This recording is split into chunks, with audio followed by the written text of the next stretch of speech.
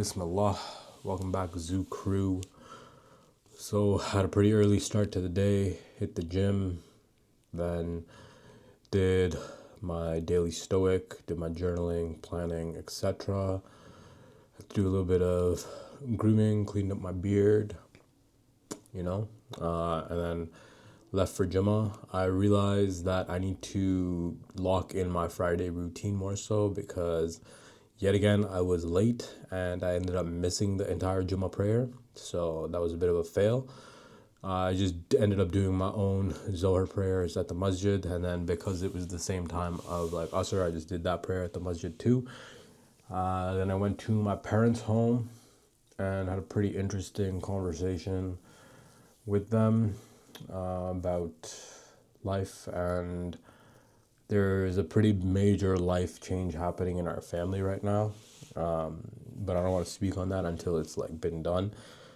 And then outside of that, I guess like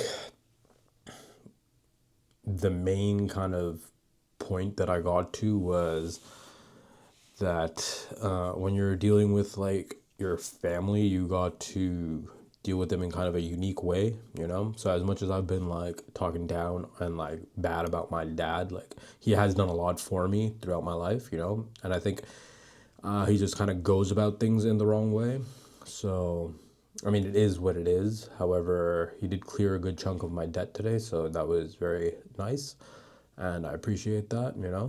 So, and trending in the right direction because my time in the Airbnb is going to be up soon, so I got to start looking for a actual place to live.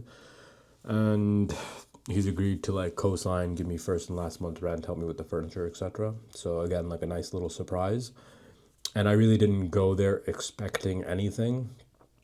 And I wasn't planning to ask for anything. I was just in the area, so I figured, okay, I'll just pop by and like check on my mom and then eat some lunch and then go about my day.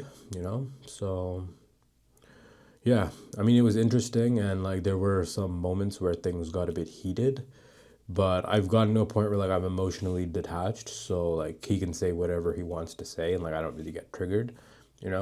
And I think the main point we kept coming back to was like he wants to understand what I'm saying or where I'm coming from, but then I guess like the way I say it like triggers him, so I have to get better at like conveying my points or like what I'm thinking in a manner that the person on the receiving end is not getting like offended or like feeling attacked or judged. So there's another life skill that I gotta learn or like practice rather. So yeah, and then I put my Uber on when I left, and I really didn't know what to expect. So I ended up picking up three people along the way. First person was going from Orleans to downtown, so I dropped him off downtown, picked up somebody in downtown who was going towards like Hunt Club, so I dropped him off there. First two people were very quiet, didn't really have any conversations. And then the third person, like super cool dude, he was telling me his whole life story, explaining to me like how he travels a lot. He like likes to sail. He used to own a boat. He used to be like high up in Bell Canada. Now he owns his own property management company. He's pretty much retired. And then he was joking like, yeah, like because I'm retired, every day is like a vacation. But because my wife is gone for the week, like it's my real vacation. And like he was super like impressed with this joke, and I was just like, yeah, cool, bro. Like I don't know what to tell you, you know. And then the last people I'd picked up and drove to like Finley Creek where like I'm staying.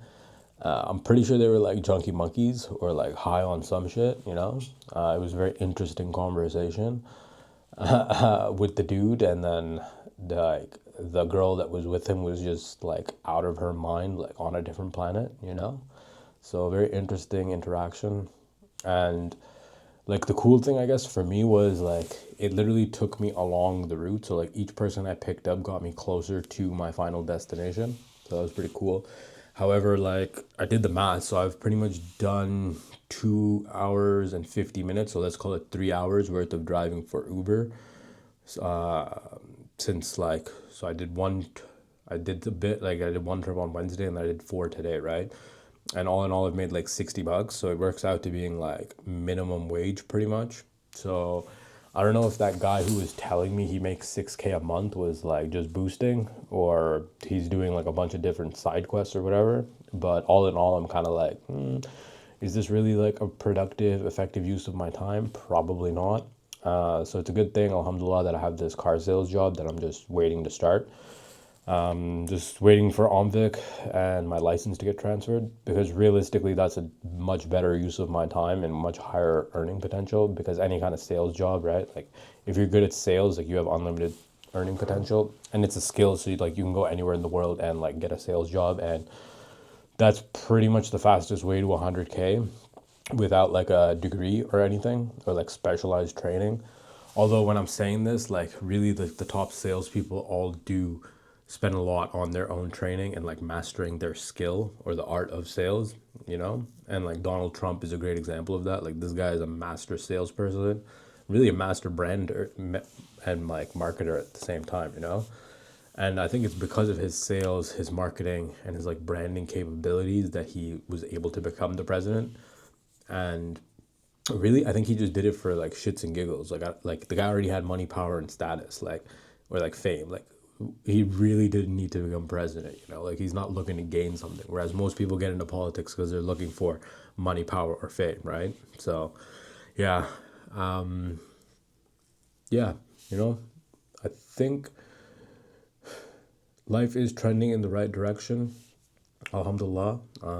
Pretty grateful for the lessons. There's been a lot of ups and downs, and it's been somewhat of a roller coaster since moving out. But looking back on it so far, things are making sense, you know? And like, as much as I'm like, yeah, I need to like build my own business and like trying to do all these multiple things,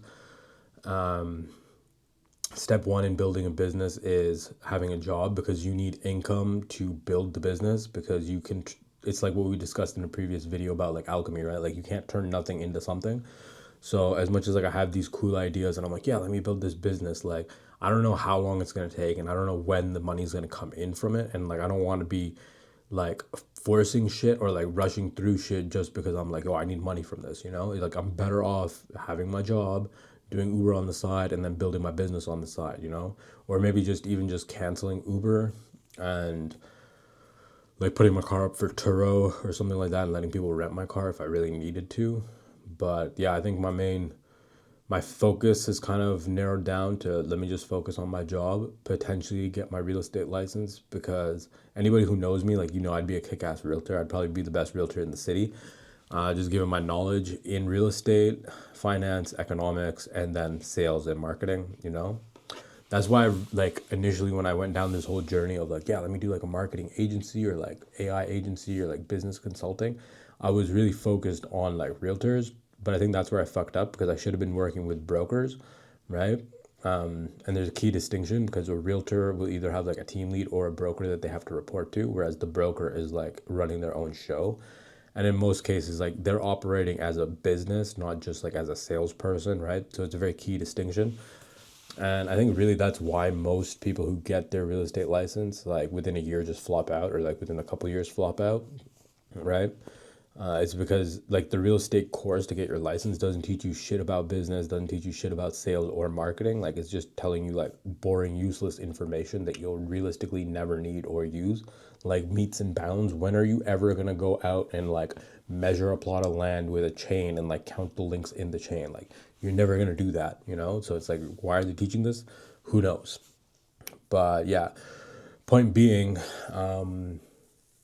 in regard, I guess it ties into what I was talking about yesterday with the whole spinning plate analogy. I had 6 7 plates that I was spinning. I've let them all kind of fall off, and I figured out the one or two that I like and that I'm focusing on. So yeah, you know, I'm excited to see where we end up at day 90, because again, like I had no idea where I would end up or what direction we were going in. I was just kind of like, fuck it, let's go. Like motion is better than no motion for the most part, you know? And like when you're in a place where you don't know what you should do, the best thing is just go and like do something, you know? Because like the more shit you try, the more likely it is that you'll figure out what you should be doing. So that's it for today's Zoo Crew. Peace out.